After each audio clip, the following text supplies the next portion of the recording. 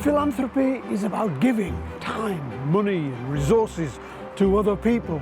Generosity in the past and the present and in the future is one of the things that binds us together and helps to make the Northeast a very special place to live and work. Our story starts here in St Nicholas Cathedral with perhaps the earliest reference to a Northeast philanthropist. This brass lay on the tomb of Roger Thornton, who died in 1429, and the legend makes him the Dick Whittington of Newcastle, a penniless country boy who arrived to seek his fortune, and he gave to the monasteries and the schools and the hospitals of the Middle Ages, providing healthcare and education for the many. Steel, shipbuilding and coal shaped the landscape and fueled generosity. The way to think about this is to think, what would not be there without philanthropy? And you just have to hover your mind around the region and think of the great institutions. So try to imagine the region without Durham University, without Teesside University, without Newcastle University. And then try and imagine it without the hospitals. Try and imagine no Royal Victoria Infirmary dating from 1751. Take it off the map. Take away our parks and gardens. Take away Jesmond Dean. Take away our art galleries and our museums. You know, the Lang Gallery, the Shipley Gallery, the Bowes Museum. Life would be less humane, less pleasant, less full of opportunity. It makes a huge, huge difference. The tradition of philanthropy continues today with entrepreneurs like Tony Platten, who is encouraging the future generations of engineers.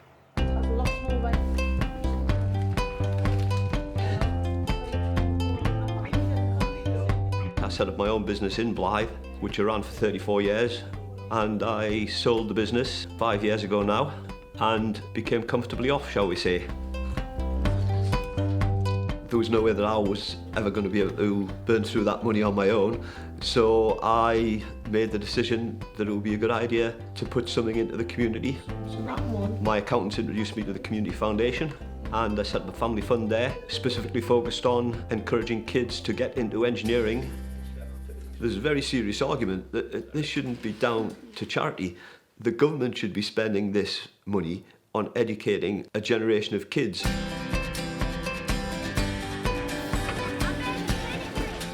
Well, this is the Bring It On exhibition. It's about a £50,000 operation to set up, and we've given a reasonable contribution towards that. Each of the projects that we do give money to, we try to follow those through. So that it's not just a one-off experience. We want to see the pound that we've put in does have some long-term effect on the kids who are at these functions.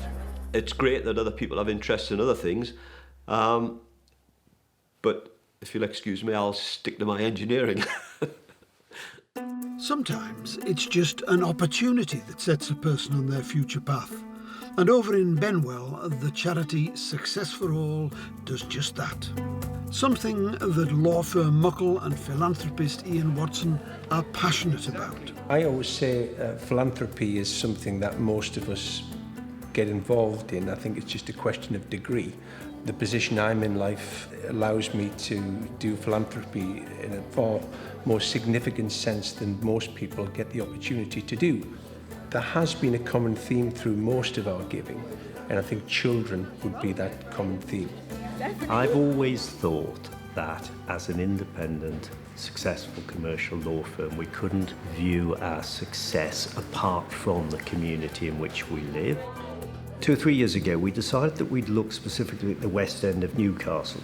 We were then introduced to a few projects, and one of them was Success for All. We run learning hubs across Newcastle, and these are spaces where children can drop in, get help with homework or anything that they're struggling with in school. And it was great for us initially to be able to provide some money to support the volunteers with new equipment and some extra resources.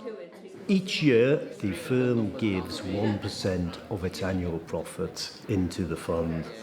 The vast majority of it is to grants which are put forward by people in the firm.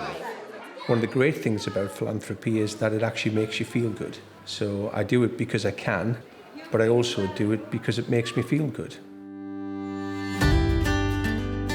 People give for all kinds of reasons.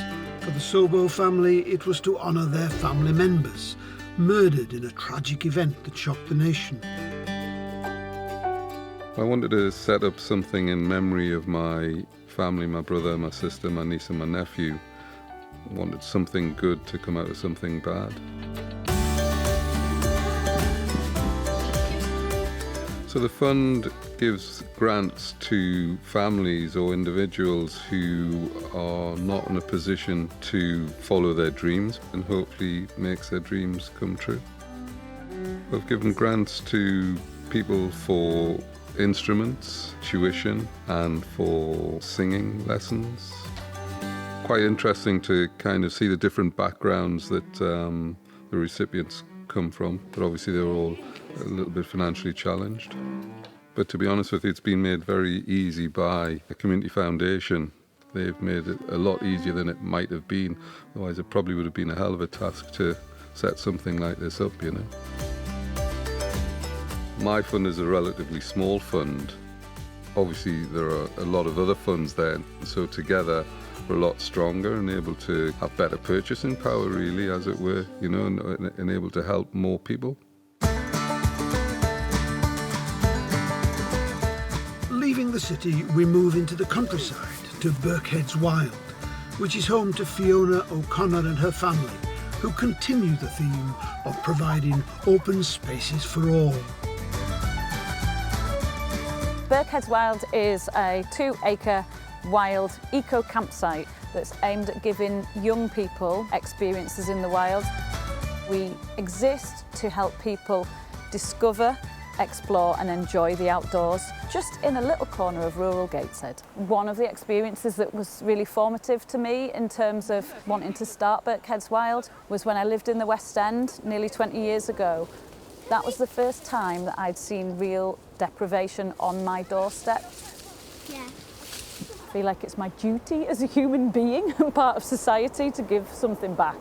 Right, you're going to need some big muscles on that, Chloe. I give a lot of my time to Birkhead's Wild, and that means I don't earn that much. I'm not even well into the basic tax bracket, let alone the higher tax bracket. But I've chosen to give. I don't see myself as a philanthropist at all, but I think that's partly due to the fact that we need a bit of an update on the word philanthropy. For me, it's not really about the money, it's about time and, more importantly, energy. And that energy, I think, is what needs to come into the definition of philanthropy. We're all so busy. We've got jobs that take a lot of our time, families that take a lot of our time. It's very, very easy to be removed from the issues and the inequalities that are happening literally on our doorstep. I think the giving I found most personally rewarding, and this probably goes for most people, is when you're up close and personal, so you're part of it, you're involved in it and you've invested something in it. Over in Durham, Darlington Building Society, along with Durham County Cricket Club, is helping to take healthcare into the first division. The whole reason why we are in business is to support our members, but also the local community. And so we have a pledge that we will give 5% of our net profits to local organisations. We ask our members which types of local organisations they want to support every year. Right, hold on, fielders. And they tell us the types of causes that they would like us to donate our monies to. It's the first year that we have worked with Durham Cricket Club, and they have allowed us to come into residential homes, nursing homes, and really make a difference to the residents. I suppose the biggest thing for me, what I get out of it, is just coming over here and spending an hour or an hour and a half with a group of, if it's young or elderly people, and just seeing the amount of enjoyment and fun that they get out of the hour that they spend playing table cricket. That you don't really understand the impact that it has until you actually come and see with your own eyes exactly what's happening. Good job.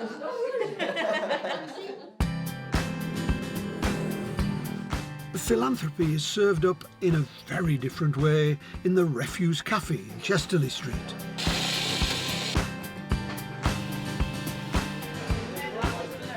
We're a social enterprise that is campaigning and working to end food waste in the North East. We work on a pay-as-you-feel basis, so all the food that we serve is made and served by volunteers. The way we kind of diverge from a traditional philanthropy model where there's a giver and receiver, as we say, that dynamic doesn't exist here. You might have skills, you might have time, you might have kindness, and those things are of value even if they don't look like coins and notes. So we're in the sorting end of the warehouse, which is where food comes in from all the different supermarkets and retailers that we collect from. If we weren't here, to see how much food would be just going to landfill, and instead feeds hundreds of people every week. Without people giving their time, skills and money, we wouldn't exist. The cafe was built completely by volunteers.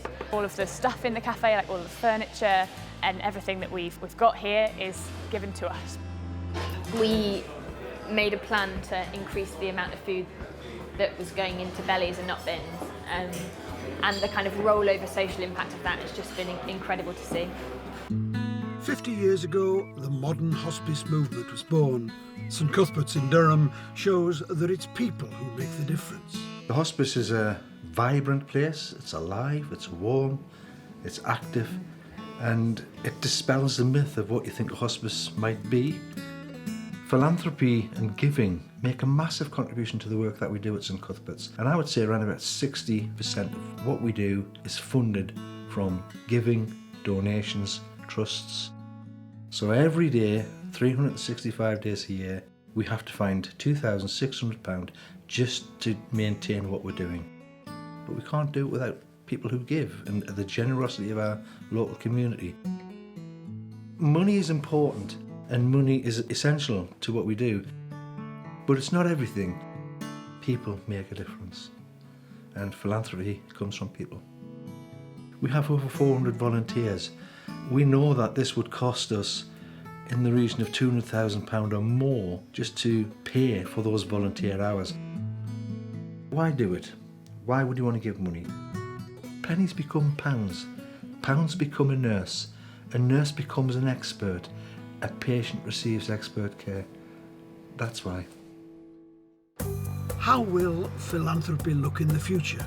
The Community Foundation knows the answer lies with engaging the next generation of donors.